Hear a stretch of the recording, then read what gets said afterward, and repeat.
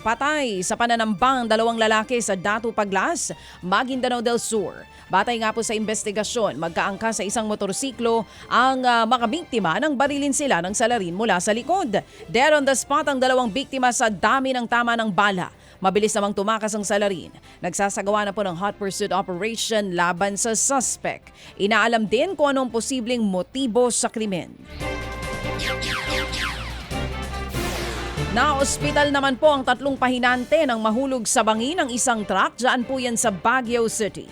Sa kuha nga po ng CCTV, kita kung paanong tuloy-tuloy na umandar ang truck hanggang sa mahulog nga ito. Sa lakas ng impact, kumislap ang mga kawad ng kuryente. Ayon sa driver ng delivery truck, galing daw sila ng Caloocan at magde-deliver ng construction materials. Bigla daw umabante ang truck nang iparada nila ito. Ayon po sa barangay, hindi raw ito ang unang beses na nagkaroon ng aksidente sa nasabing compound. Nananawagan po silang iwasan na ang pagpapasok ng heavy equipment at maging ng malalaking sasakyan sa nasabing lugar. Sa iba pang balita mga kapatid, sugatan po sa leeg ang isang lalaki matapos namang tagain ang kanyang nakababatang kapatid dyan po yan sa Morong sa Rizal. Base nga po sa investigasyon, nag-iinuman daw ang magkapatid nang magkapikunan ng mga ito.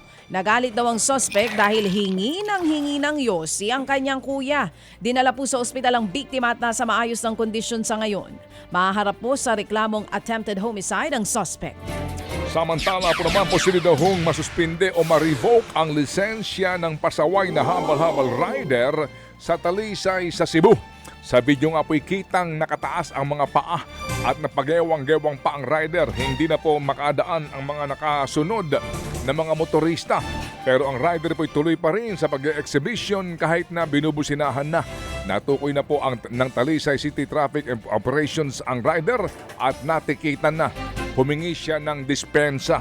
Gayunman, inireport pa rin sa LTO ang insidente kaya posibleng siya ay managot. Sa Davao City, arestado po ang isang lalaking nanloob sa isang medical laboratory. Nasa pool sa CCTV kung paanong binuksan ng suspect ang mga drawer sa establishmento. Hindi na nakuha na ng mga sumunod na pangyayari dahil pinatay po ng suspect ang mga CCTV. Sa tulong ng isang concerned citizen, agad pong nahuli ang kawatan. Nakuha sa kanyang isang backpack blender at 3,000 piso. Umami naman ang suspect sa krimen.